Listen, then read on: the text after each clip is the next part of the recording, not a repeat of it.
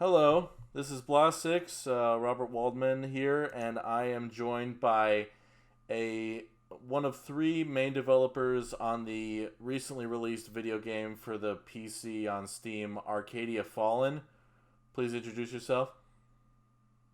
Hi, thank you. My name is Daniel, and I am the producer for Arcadia Fallen. Yes, and this is coming from the studio Galdra Studios, if I'm not mistaken. Yeah, that's correct. Yes. My relationship with the game is that I believe it was on. Oh, I lost the email. Jeez, hold on.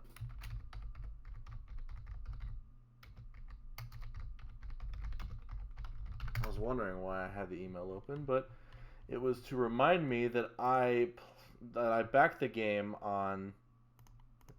Little message. Hello.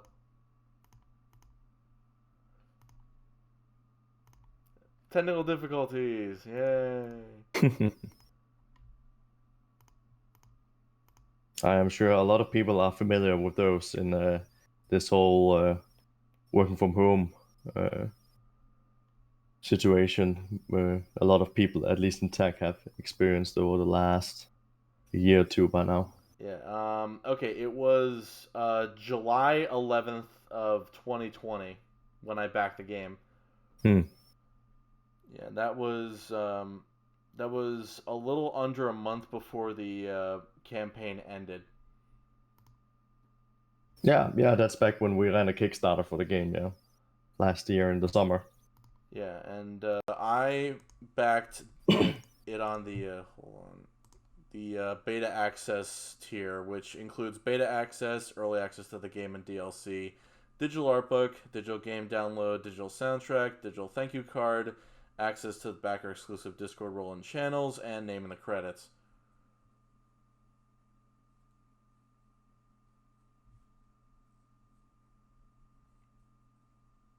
Let's see. And now I have some questions for you that I have selected and you have approved ahead of time. Yeah, I had a moment to look it over before this call. No problem. All right, so let's get started. Question number one is: where did the idea for Arcadia Fallen begin, and how did the project begin? Yeah, the idea behind Arcadia Fallen was something that Meta came up with, our author and the artist on the game.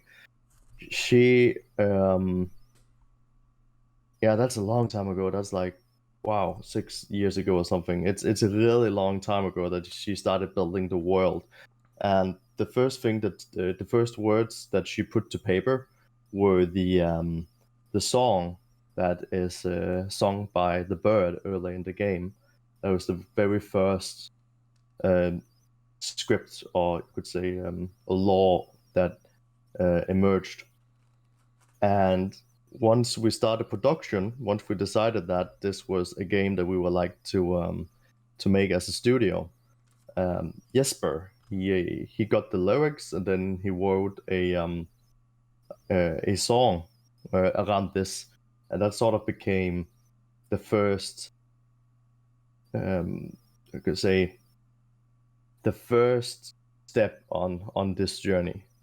And then from there, maybe she started doing all these concepts art for the characters. I'm pretty sure the two or three first characters were Anne and Caden and Mime, and then Victoria and Michael came a bit later.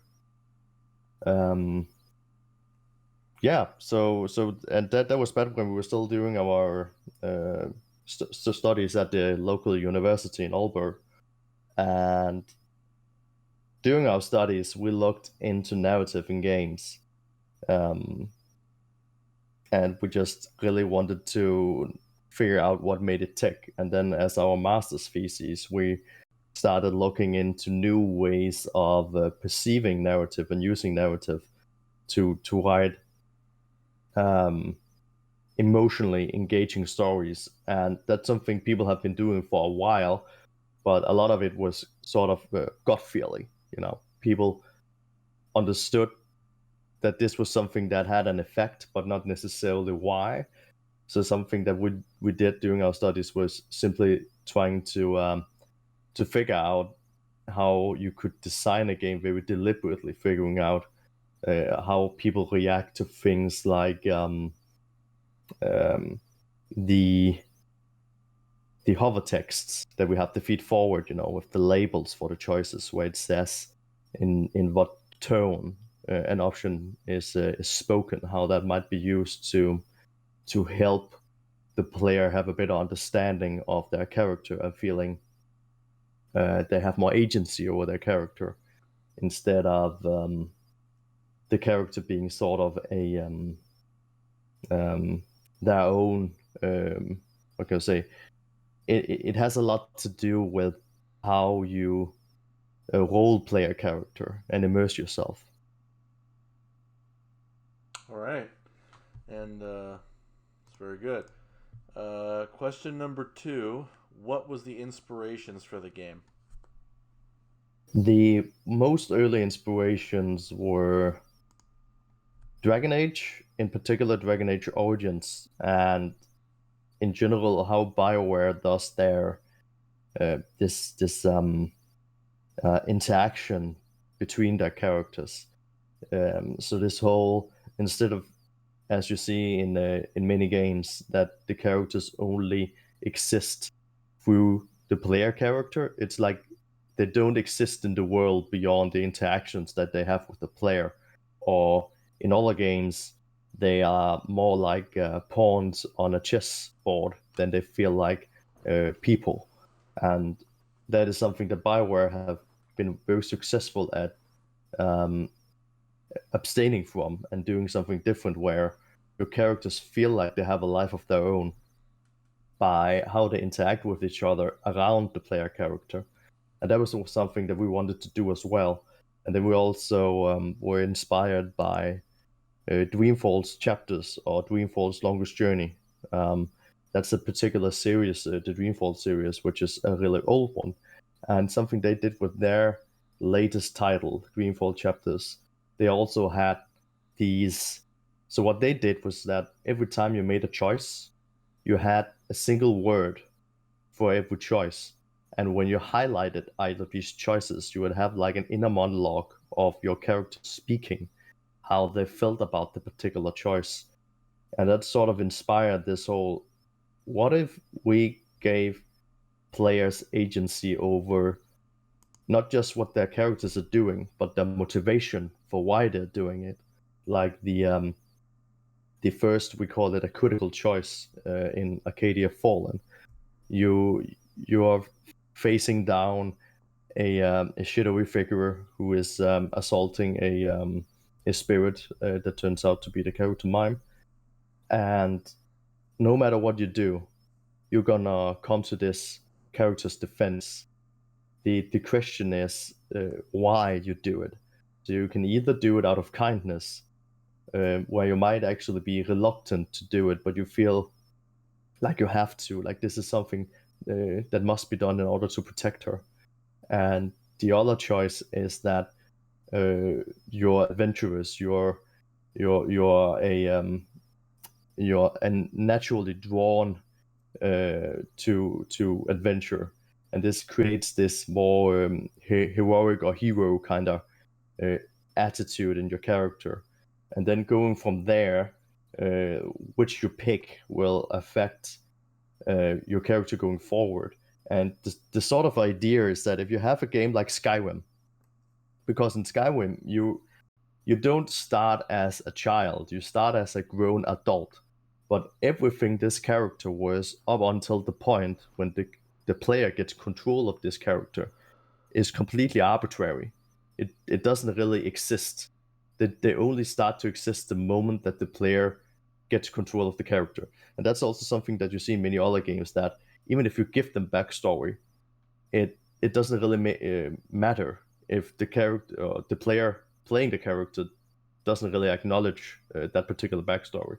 And games in general have uh, some issues trying to um, get the backstory of the character involved in the gameplay and in the story.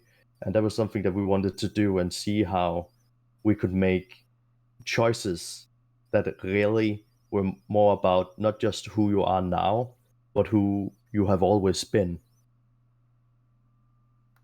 It's very nice. I honestly appreciate the choices that are akin to sarcasm, deadpan, and joking, as they feel like options that normally don't appear in games, and they're a welcome change of pace. Yeah, we really wanted to play around with the concept of self-expression.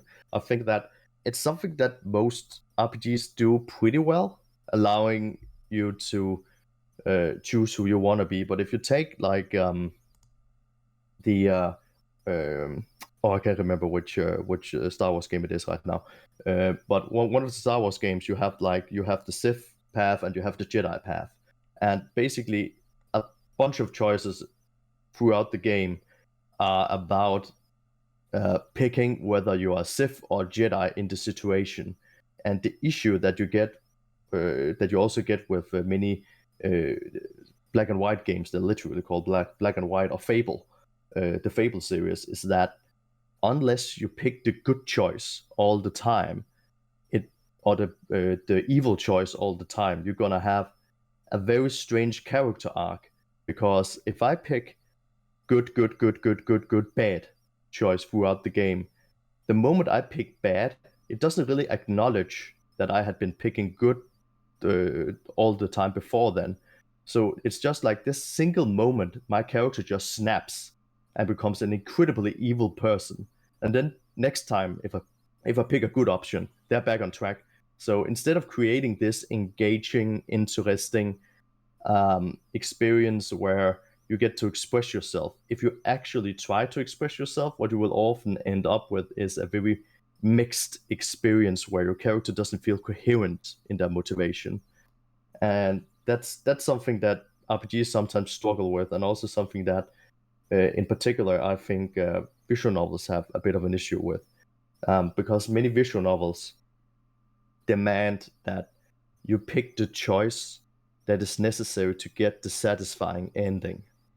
And so, whoever you are, whoever you want to be, is completely irrelevant, because you need to navigate a maze of choices in order to get to the ending where you want to be.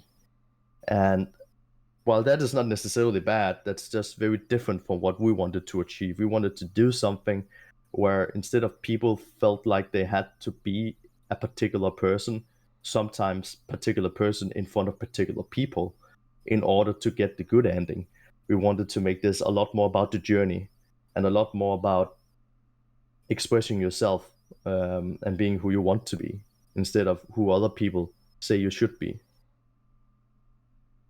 I see. Would you say that it would be fair to compare Skyrim as far as where how you define yourself in a game like Skyrim is more based on your loadout, your weapons, your skills, and your class as opposed to the choices you make? Yeah, I think that's a fair thing to say, in particular for a game like Skyrim. It's very driven by numbers, which is very traditional RPG elements that we also don't have. I don't necessarily think it's an issue for the player character often. It's really good to have this progression, and it does wonders for the gameplay. Skyrim is a really nice game, but I don't necessarily think it's a very deep story that you have, or at least that your influence on it is very limited. And how you can express yourself is also quite limited. I mean, you can kill everybody in the universe, theoretically, but it's not going to be an appealing story. I actually have a story that I sometimes talk about from Skyrim that I found pretty disappointing, because pretty early on in the game, or not pretty early on, I guess I was just really slow at getting to the westmost point. You have this city that's carved into the mountains, and there's this spoiler alert. But I think most people have played the game by now if they if they want to experience it.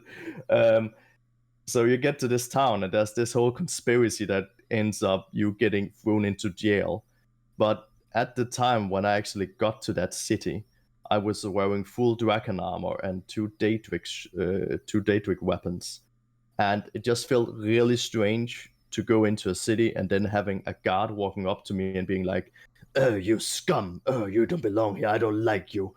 And then having this whole conspiracy set against you when you're like, "Dude, I'm literally wearing armor made out of the bones of a mythical creature that you thought was long gone and that everybody fears, and I'm wearing weapons that are forged by gods." It's like, why are you not afraid of me? Why are you acting like I'm just a nobody? It seems strange that you can, it there's a lot of room for role playing your character in Skyrim, but the universe itself does very little to actually what can I say, mold itself around what you're doing. So you have a lot of freedom, but it usually don't actually have any meaningful impact on the story of the game, which I would have loved for it to do. And I know I'm going on a bit of a tangent, but I thought that Morrowind, which is an older game in the same series, did it pretty well. Another spoiler attack, but in Morrowind, you you can potentially become the character from a prophecy. And if you start to look like the character from the prophecy you get an insignia by one of the gods. And if you wear that insignia around temple guards, they will actually express fear of you. They will recognize the signet. They will recognize that this might actually be the prophesized person who has been told to drive the temples from the continent, and they will be afraid of you. And just that little fact that did so well for my immersion in the story. I really felt like I was that I were becoming this person because the story, the characters in the world reacted to it, and I just don't think I saw that much of it in Skyrim, unfortunately. Well, let's hope that more RPGs going forward start to look and feel like a D&D game these days. I would love that. Yeah. Question number 3, and this one I've been kind of curious about ever since I started backing games. How was your experience with Kickstarter? Yeah, so Kickstarter is in particular today because of the whole NFT situation. So that's gonna be interesting to follow. Um, Glad we are not doing a Kickstarter right at this moment because it's really difficult to say because we NFTs is just there's a lot of problems with it that I won't get too much into. Also because I don't necessarily know a lot about it, but the the Kickstarter, what it did for us back then was tremendous, absolutely tremendous.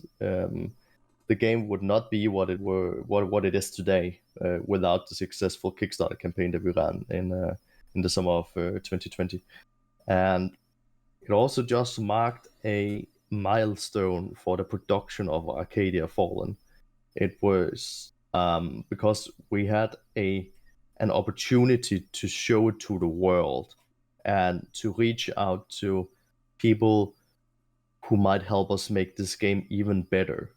Um, and it was an opportunistic time because unless you have like something like a Kickstarter, it can be really difficult to really have a moment where it makes sense to show your game, where you can really get people invested in it and a lot of people at the same time. It's really about if you want attention from the media outlets and really focus the attention on your game. It isn't much different from this whole your 5 minutes of fame on YouTube kind of idea that it's there are so many games, so many interesting games doing great things nowadays that it can be really difficult for people to know when to really engage with a particular title. And something like a Kickstarter just is in this next month, our game is hot. We are doing a lot of things around it. We're going to show you a lot of things. We want to make events and get to know the community, and it becomes this huge community event where you can really feel that people, because it is such a narrow scope where a lot of things are going on, it just feels really it becomes motivating. It becomes this focal point, and that was also just really great because we got a lot of feedback. We met a lot of we really got to know the audience for the game as well. But Kickstarter is also it's incredibly tough to run a Kickstarter. Incredibly tough. It took us almost a year just to plan it, and the month that we ran the Kickstarter, we were working all the time because, in particular for us, because we're from Europe, from Denmark, and that meant that the schedule where things would happen, because a lot of backers, at least for our game, were located in North America, and that meant that often things would happen like 3 or 4 in the night, uh, local time. So we actually had to have one of the founders of the studios pulling night shifts and making sure that if something happened, if someone interesting wrote about it or reacted to something, or someone had questions, that we could be there and that they wouldn't have to wait for us to wake up. So it was a really tough time, but it was also a very exciting time for the game, and we yeah we got the game wouldn't have been the same without it. I see.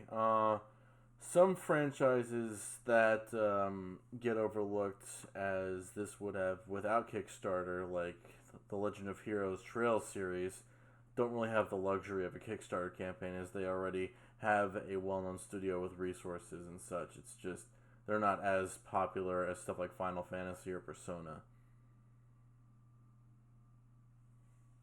Yeah, I mean, Kickstarters are um, they it's very difficult to gauge what exactly makes a good Kickstarter, or when people should consider making a Kickstarter. I think that um, in our case, it made a lot of sense for us to make a Kickstarter because we had a demo that we wanted to show people, and we couldn't afford voice acting for the game, but we really wanted to have voice acting. So in our case, we needed the money, and you can absolutely feel that some people seem so well funded to begin with that it doesn't really make sense for them to have a Kickstarter. But still, some people still do it because it can be a really good proof of concept. And I guess we might do a Kickstarter again or something similar in the future. Also, if we don't necessarily need the money in order to fund the game, the idea would be to use the Kickstarter as an opportunity to make merchandise and get players involved. So we had these design tiers, we called them, where people uh, got an opportunity to design some things in the game, and it's really cool to work with the audience itself and getting them included in the game directly, having them also influence parts of the game. And it's also really cool to have merchandise, but for small studios like our own, it often doesn't make sense to make merchandise. It's very expensive, and it can be a hassle to control all the packages. But if you have something like a Kickstarter, you can find something cool in the game that might not be necessary for the game to launch. Again, if our Kickstarter had been successful, Arcadia Fallen would still have released, but it would have been in a much um simpler game because it wouldn't have had voice acting. And that just really, I mean, that did wonders for the quality of the game. And because we got this voice acting and there started to be expectations for the game. They really rose. The expectations for the game skyrocketed with the um, with the voice actors that we had working on it. So we actually had to take more time to finish the game and really up it to a quality where we felt we were comfortable releasing it. And it just goes to show that nowadays, because people want a demo often before they're even interested in funding a game on Kickstarter, you're probably so far in the production that the game is probably going to make it without it. But the question is it going to be as good as it could? I want to say that Kickstarter is also really good for helping the audience, giving extra funds to smaller studios so they can invest that directly into the game in order to make it better. And that can be something cool like voice acting, or it can be having even more stories or amazing graphics. There's a lot of cool stuff that you can put into the game that you might not be able to afford without the backing of players. And then you also get to make merchandise, and you get to have them directly involved with things like the design tiers I mentioned, but also some people use it like a pre-order of sorts. So it's just there's a lot of ways that you can approach Kickstarter. And I think that the medium-sized studios that do have the funding they need to release the game, but have a Kickstarter anyway, those who are successful because they understand that this is basically the community investing money upfront before the game is out in order to um, increase the budget for the game so it becomes even better. So it has a much better chance of living up to its potential. I see. That's a good segue into question number 4. What was it like working with voice actors like Sean Shiplock, Erica Mendez, Erica Lindbeck, and Laura Post?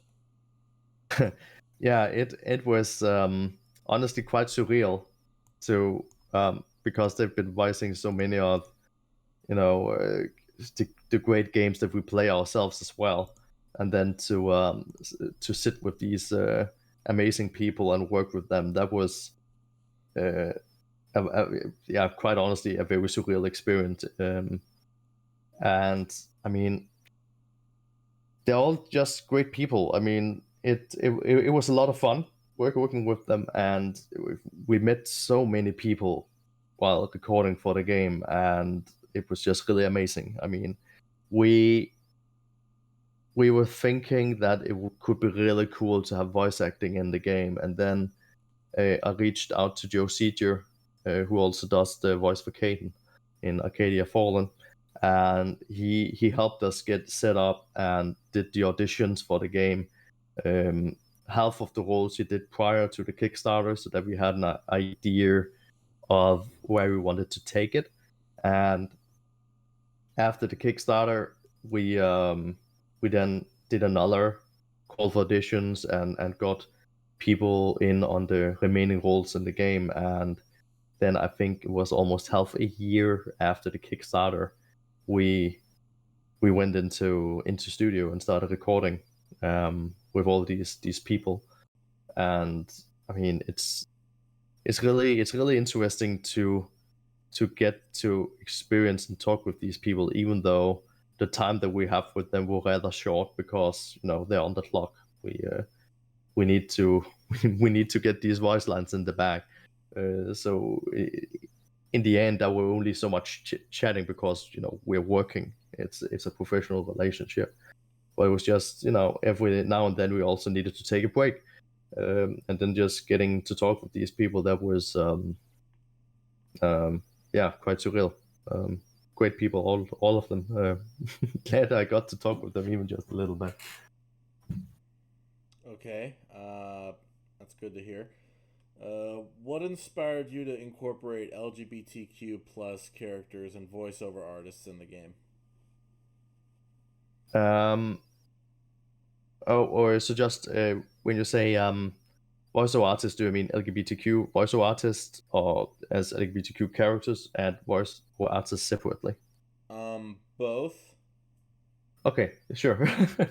I mean, um, I'm it. I wouldn't say it's a tough question. It's more like I feel like it's such a it's so weird that it has to be a question, right? It's like there's there's so much you can do by just not giving players handcuffs on.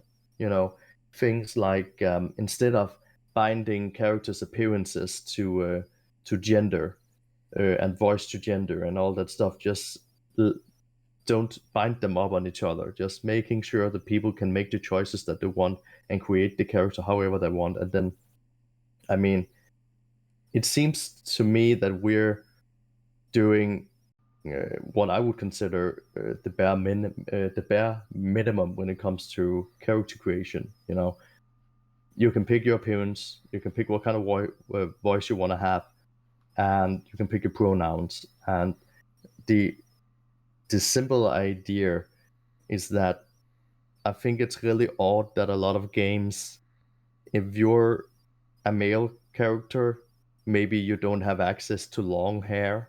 And if you're female characters, maybe you don't have access to short hair. And it just feels like a strange limitation in many cases. And really, what we did was just making sure that people had a lot of options and making sure that those options were inclusive. That was very important to us to make sure that people had the best possible um, the best options possible in order to make the character that they wanted to be or wanted to be in this world or to be themselves. And that of course means meeting the character instead of this arbitrary idea that somehow appearance have to be locked on to genders or whatnot. It's just, I think the LGBTQ plus content in Arcadia Fallen is something that we think is really important. It's also why we have the character Quinn, who is non-binary, and we also found a voice actor, and that was why I asked the question before. Eukeishi, who is gender fluid, Ishi, oh, sorry, she, her, they, them. Um, and I think that was crucial to the character because we want people in the world to be genuine. And we think that the most important that you can do is representation. And we wanted to make sure that Quinn represented someone who was non-binary. And in a sense, it's like Arcadia Fallen, we think is a LGBTQ friendly game because we want to be very inclusive. We want to include everybody. We want people to feel welcome, and we want it to be this social, power fantasy where I want to compare it to, like Narnia, you could say, where you you wisp away into this fantasy world where all your daily life problems don't really exist because discrimination against gender doesn't exist in Arcadia Fallen, in the universe of Arcadia Fallen. That is not a thing. And that is not because it isn't because we don't think it's important. We think those, the things that people who are being marginalized, the things that they struggle with, we think those are really important. But we also think that there's a lot of people who are doing a really good job at telling those stories. But that was not what we wanted Arcadia Fallen to be. We wanted it to be like, I think Meta said it really well at one point. She said it was like to to take the sign of the club door. Like there's a lot of clubs where it's like boys only or girls only. You feel like you're excluded based on you don't fit in. And really the idea was to take all these down and saying everybody is welcome here. you know Very good answer. And I do agree that although I did ask, sometimes you just question why you need to ask in the first place. Yeah, why? Yeah, exactly. I mean, many of the things we do, we really think is the bare minimum. We think that everybody should be doing that, and I also think we're seeing a lot more people doing it.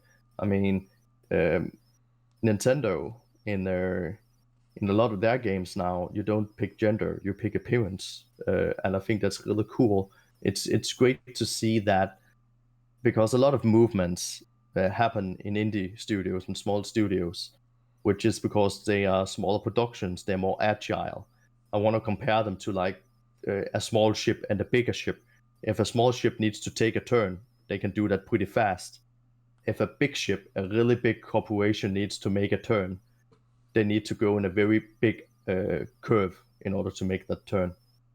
But we can see that a lot of the bigger productions they are starting to turn, and that's some um, development that we're really happy to see. So I really think that a lot of games are gonna be a lot more LGBTQ friendly in the future, in the near future even. I mean, I mentioned that um, Arcadia Fallen started back when we were still doing our studies, and we did a um, a prototype of a visual novel um, back during our studies that were played by like 700 people or something online. And that game had the same, you could pick your appearance, you could pick your pronouns and all that without it being connected and without, putting handcuffs on players and saying if you pick this gender, you have to look like this um, or this pronoun. And we received a tremendous amount of backlash.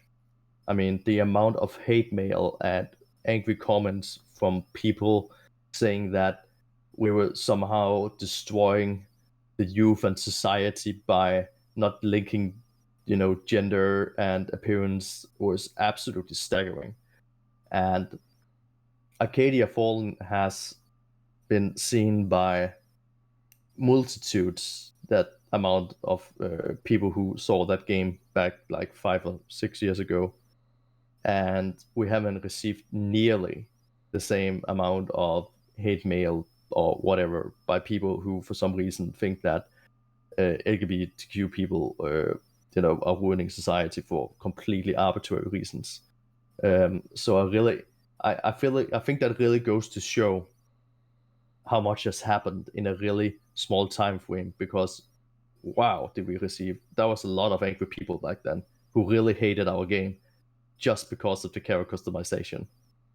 And now it's you barely see it anymore. Most people at the very least welcome it, and that's just it's really nice to see that to see this development. It is indeed nice that it has changed since then. All right. Question number 6. What's one thing that was important that was to be avoided, and one thing that sadly could not be avoided? Yeah, I think one of the things that we really wanted that absolutely needed to be avoided was to make a game that was disappointing, because I think I think that's something that a lot of people fear when they back a Kickstarter game. They fear that it's gonna be mediocre or worse. I mean, um, and we really wanted to make sure that this wasn't gonna be a mediocre game. We initially we were fine with a good game, but after we got the voice actors in on it as well, we wouldn't settle for anything less than great. Um, so it was really important for us to bide our time and really take the time that was necessary for the game to be ready. Um, because that's just so I it's a I don't know if I would call it a tendency specifically, but I've just I've seen quite a few, in particular Kickstarter games, but also just games who hype themselves up to a point where they can't live up to expectations. And we really wanted to make a game that lived up to expectations. That was incredibly important for us. And we never used anything hyperbolic like Arcadia Fallen is going to be the best game that ever existed.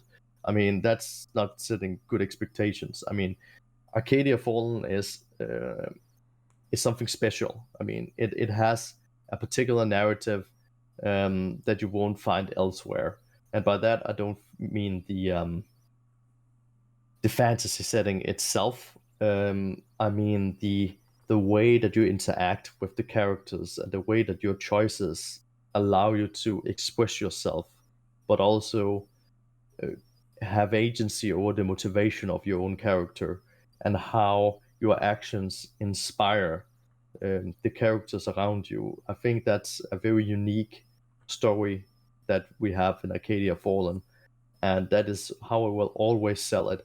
That this is quite a unique experience for those people who would like to get a genuine social experience in a single player game. And yeah, so that was it was just really important for us to make sure that we lived up to expectations. We didn't want to make a belly flop with our release and just make something that was mediocre, because there's so much of that.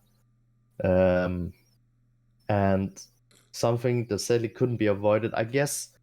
The thing that a design decision that we struggled with a lot was the fact that we didn't want to allow people to romance mime, which we knew we're gonna have.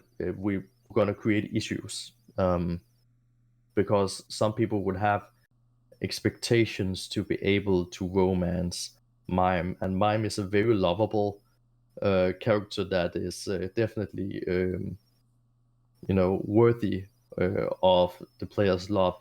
But the reason that we decided not to do it is that there's a lot of games where you can find romance, but there are very few games that allow you to build a platonic relationship with a character where you really get to feel like, like they're a little sister to you or a younger sibling. And we felt that allowing players to romance her took away from that experience, because it's very difficult to think of someone as as a sibling if the game is constantly reminding you that, don't you want to romance this person, don't you want to don't you want to engage in a romance with this person. So we very deliberately decided that no, we didn't want players to romance mime, because we wanted to allow players the opportunity to feel something different from how they are often led to feel about characters in visual novels and RPGs. And that was just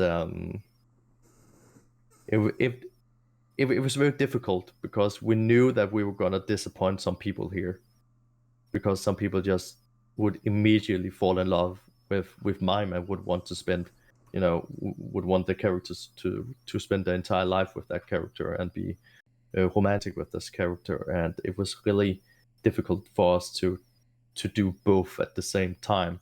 And so we decided to double down on the sibling relationship. There's still enough room for people to interpret it themselves. So I mean, there are different paths through the game and stuff. Spoiler alert.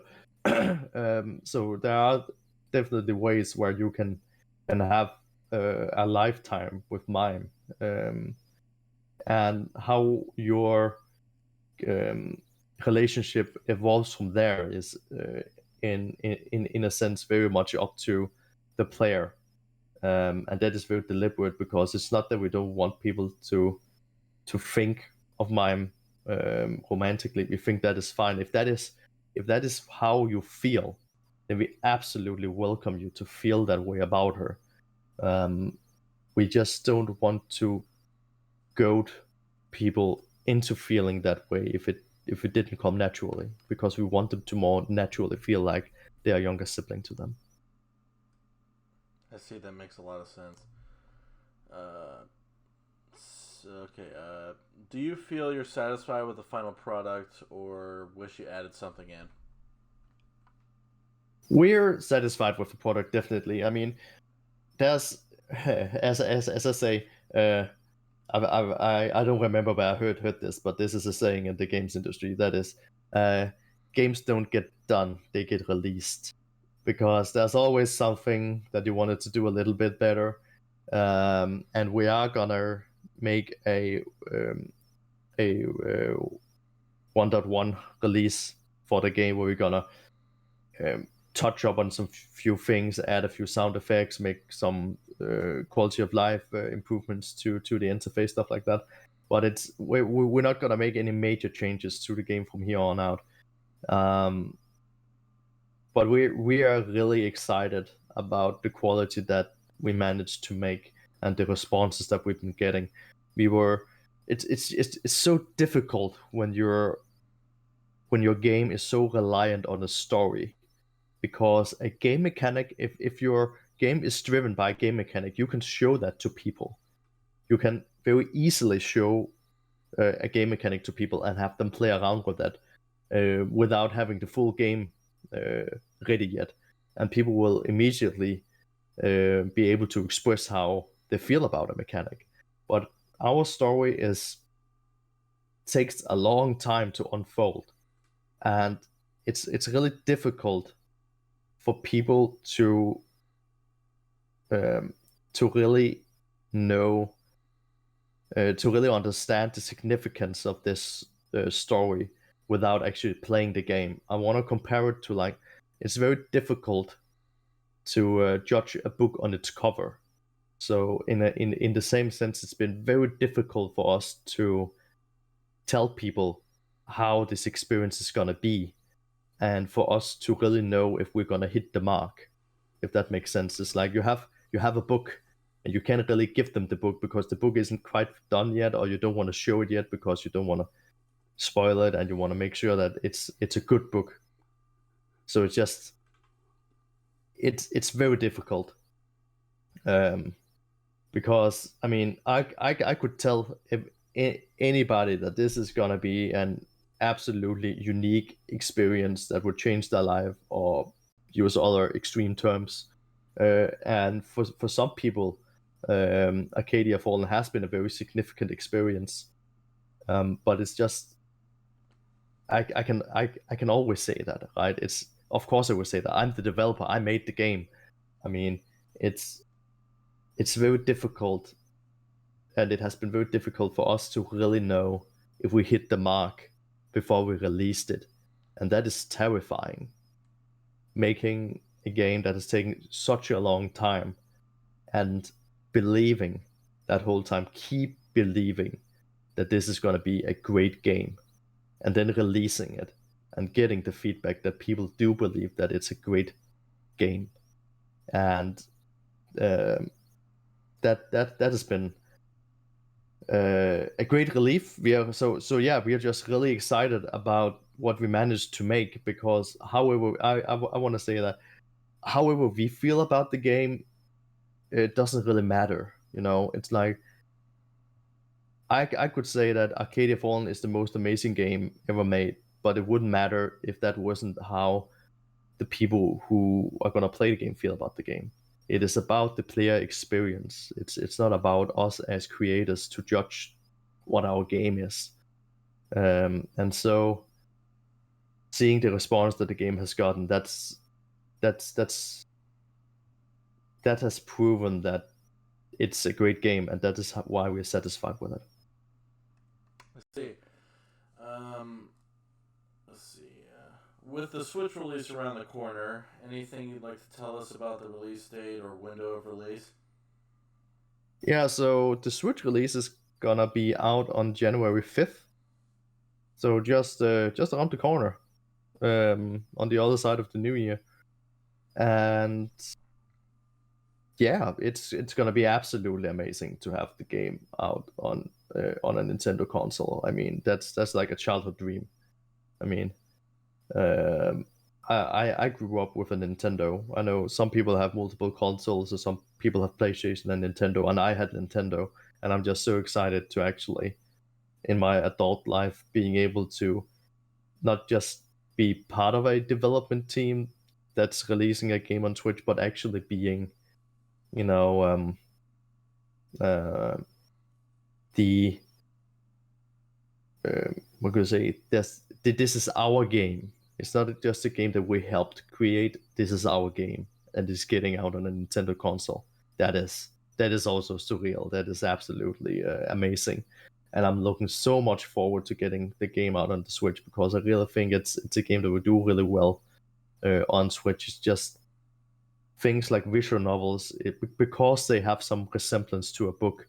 It just it makes a lot of sense to have them as a handheld.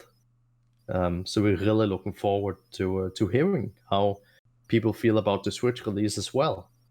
So that's gonna be really exciting, and we're really looking forward to it. And we did some really hard work on making sure that the game runs great on Switch, and that the controls are great as well. Um, Sometimes I experience that games that get released on consoles feel like a bit like they were meant for PC, and also vice versa. You know, console releases that are then getting released for PC, and the control scheme is just not great. And I really think that we did a really good job making sure that the controls for Switch are great and feel like it was meant for Switch instead of being an afterthought. So we're really looking forward to how it's received. That's good. Um, what's the hardest part about making a game like this? The hardest part of making Arcadia Fall in particular were the amount of choices that we have, because a lot of visual novels don't have a lot of choices. There's usually quite a bit of time between actually getting a choice, and also in many RPGs, there's a lot more gameplay that you know pets out the narrative bits where you get these dialogue choices. So in our game, because we wanted it to be so much about self-expression, basically every time that the player character says something, um, you are in control of how that is being said. And we didn't want to do something like, we've seen that a few times, where then instead of engaging the player, they become very mute. They don't interact that much, and instead they use a narrator to explain stuff. Um, we really wanted, because interaction, the character interaction, the social interactions in the game are so important for this game. We wanted there to be a lot of choices, and we wanted them to be meaningful, and feel like they were um, that the characters around you actually, acknowledge the choices that you're making. Sometimes also in Bioware games, it can feel very blatant that your choice don't actually matter, or don't actually, you know you have two options, and then from the answer you get from the two options you got, you can just tell that you would have gotten the same answer, no matter which choice you got, you made. And that can feel really unsatisfying, I think. So we used a lot of time on this branching narrative. The amount of branching narrative in this game is um, beyond anything that I've seen in another game. All right.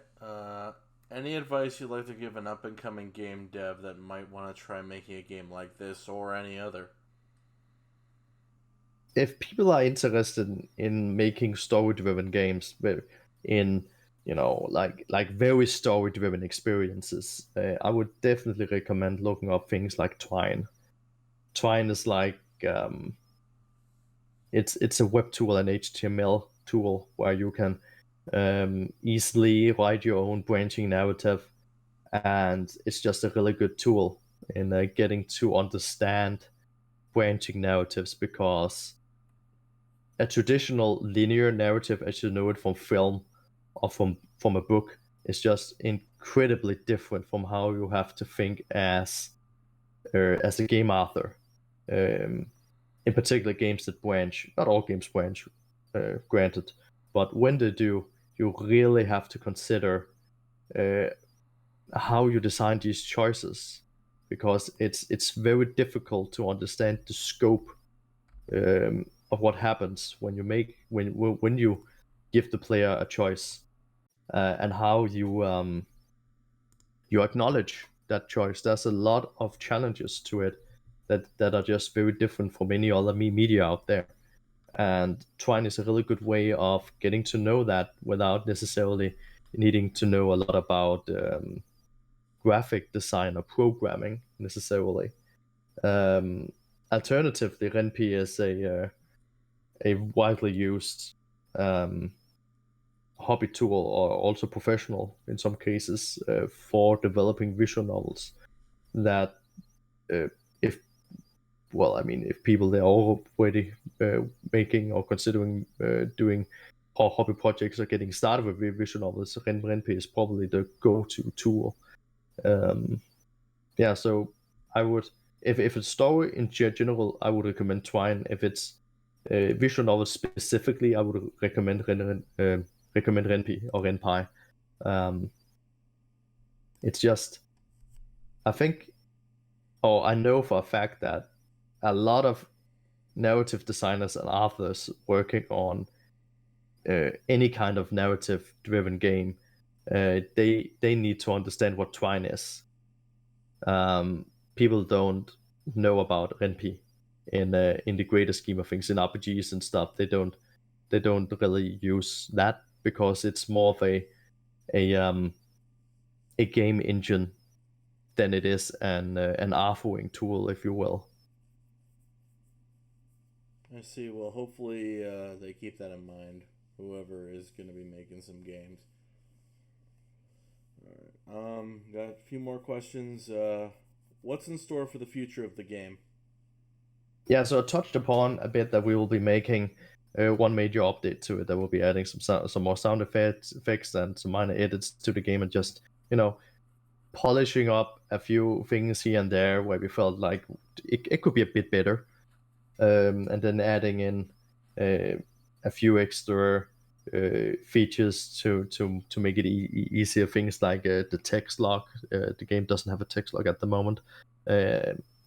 And it was cut out of necessity because we were running out of time, and we wanted to make sure that that the game didn't disappoint, and that just meant that we needed to do a lot more testing in the end that we had expected. So in the end, we needed to cut the text log in order to make sure that the game experience itself was better, um, because we thought that a lot of people would be less disappointed about the text log missing than parts of the game feeling underwhelming for any reason. So that is something that I want to return to and add in an update. But otherwise, we're not really focusing so much on this title anymore. Instead, we're moving on to a new project. So we're gonna make a sequel for the game, and some of the production team has already moved on to the next project. Like our author and artist is starting to flesh out the next game, while I touch up on a few technical bits in the current game before moving on as well. That's excellent to hear. Good luck with your sequel. Thank you. I guess final relative question touches on a topic that was discussed earlier. Would you consider making merchandise like plushes of characters like An? So yeah, that was something. Yeah, because when we talked about Kickstarter, and I don't think so. And the idea is that it's very difficult to do. It's very expensive to do, both in terms of investment but also time. And we just really like that. It could be Kickstarter, it could be something else. but the idea that you put in a time frame and say, okay, guys, if enough people they can pitch in, we have the investment. We can order these merchandise products and we can get them to you, and then we can order them, and we know exactly how many we need, and then we can send them out to people, and then that was that. That's just a really convenient way for us to do it because we're such a small team. So Hmm. if we were gonna make merchandise that could be bought in a shop, it would very easily take up a lot of our time that we think we would rather use on developing the next game instead. So that's the struggle as a small studio. Um, but I mean, we're not opposed to the idea. We just haven't. We find it very difficult to see how we would make it feasible to do, because we do think it would be incredibly cool to have plushies of characters. I mean, plushies are amazing. I have a few myself, um, but it's just it's very difficult to see how we can do it in a feasible way. So the problem mainly lies in trying to get enough people to fund it, and the manufacturers take care of the rest. Yeah, so it one of the things is it has to do with, I guess, two challenges. One challenge is to get the initial investment, because if we have to go out and design a plushie, which would be necessary in order to even start telling people, hey, would you want this? Because the concept of wanting a plushie in itself is probably not necessarily that appealing. You would like to see what you're getting.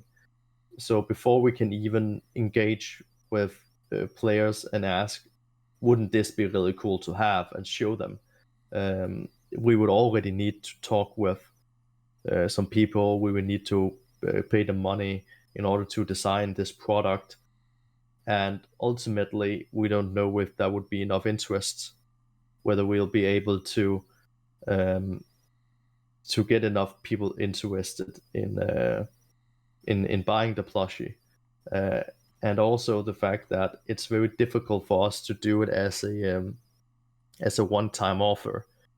So it would easily go into a case where we would have to order a lot of these plushies and have to store them somewhere, uh, paying a lot of money up front, and then hopefully people are interested in buying them. And there's a lot of ifs there that we are not too comfortable with. I mean, maybe if we could do something like a Kickstarter for game specific merchandise, but even Well, then we would still need to have the design up front, which is still a lot of money. And so if the Kickstarter isn't successful, it's basically throwing money out the window, and we're too small a studio to be able to shoulder that kind of loss. to be completely honest, I know of multiple instances of a Kickstarter esque system for plushes. Um, Well, to be specific, it's mhm. people pre-order them, and depending on how many pre-orders, is how many that are made and shipped. Yes, yes. I still think the struggle is if we make a plushie, because we would need to have the design to show to people before we can run the Kickstarter. So we would already have to talk with people, get this whole production up and running. Not necessarily order a lot, but even just getting the design, getting the prototype, and putting it out there takes a lot of time. And running and planning a Kickstarter also takes a lot of time. And it's a lot of resources for a small studio to risk, because if we cannot get enough people to want the plushie, then we would have lost quite a lot of money or time that is necessary for our production to continue. So I think at the time the most secure future for the studio is to not take that kind of risk at this time, at least. I think that there's a lot of things like indie box and limited run and things like that. I think if our game Arcadia Fallen becomes interesting for one of those companies who do these one-time, limited edition, physical, collector's edition type of releases for a game, if they show an interest in doing something with Arcadia Fallen, then I think it might be possible. I think that's the only way I can see it possible, because those people, they live off of doing that. They understand the demand. They will not be interested unless they think that it will be successful, and that's just really that's a lot more comfortable for us. Also, they, much like with Kickstarters, they usually are these limited ones, these one time. We created this many copies of this collector's edition, and then you buy them, and they also handle all of the shipping and the payments and all that. So for us, it would include a lot less risk. It would include a lot less work, and it would be spearheaded by people who really understand how to create these things, because we're not merchandise people. We are game developers. I understand your concerns, but there is something I would like you to look at that I've just remembered.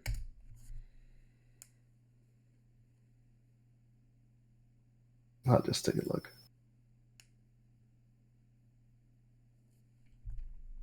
If I'm not mistaken, this website is exactly what you're looking for. Okay, yeah. Well, I can definitely it. So I can't just take a look at it and know what's going on here. But it looks very interesting, and I'll definitely give it a closer look afterwards. Essentially, what we're looking at is a site called makeshift.com that essentially is like Kickstarter for plushes, and it only gets successfully funded and shipped out if there's a specific minimum number of plushes ordered. And then once that happens, once the campaign itself ends, only the amount that's been paid for gets shipped out. Yeah, it definitely fits with some of the concerns that I would have, like the whole managing or time and stocking um, uh, merchandise somewhere, because that would potentially take up a lot of space. Um, so I mean I can definitely take a look at this, but it would have to rely heavily on how much time it takes to prepare this kind of thing, and how expensive it is to make a prototype, because those are the things that we would have to invest into it, and we need to figure out if we have the time for that, I see. because we need to make sure that we don't um, you know risk um, spending time on something that we don't necessarily think has a big chance of being successful, because it's a lot more, I want to say, it's a lot more dangerous for our company um, to make mistakes in putting time and money in places than it is. I want to say we don't necessarily need plushies. We're not reliant on having plushies. We're relying on making the next big release, and making a good game. And making a good game takes time, and that's where we should definitely put our apples in that basket. And I'm just a bit afraid of putting our apples in different baskets, and maybe baskets that we don't really know what we're doing. um, That's understandable, completely understandable. I do appreciate taking the time to look into this and seeing if it might be a worthwhile avenue, even if it's just a minor worthwhile avenue. Yeah, I'll definitely give it a look. Definitely. All right. Any final words and thoughts before we close out the interview? I mean, I think we have been through most things. If not, I've had several tangents, and we also, yeah, as we noticed, both of us, we've been cycling back a bit in the end. So I think we've been well over the different aspects of the game. So yeah, I guess just thank you for having me, and I mean, I really hope that people are gonna enjoy the game or have enjoyed playing Arcadia Fall. I mean, yeah. I definitely know that I'm going to need to go back to it soon, as right after the 1.0 update, I had to take care of some business. So I'll go back to it once I have a chance, probably over Christmas break. Yeah, sure. Um, I do think it's a very cozy game. That's probably, I mean, a really good fit with the cozy times. Near the near the holidays. There it is. So yeah, definitely. All right. Well, thank you very much for letting me conduct this interview, and thank you for being a great interviewee. Absolutely. Thank you for having me, and it was a pleasure. All right. Blast 6, cut to static.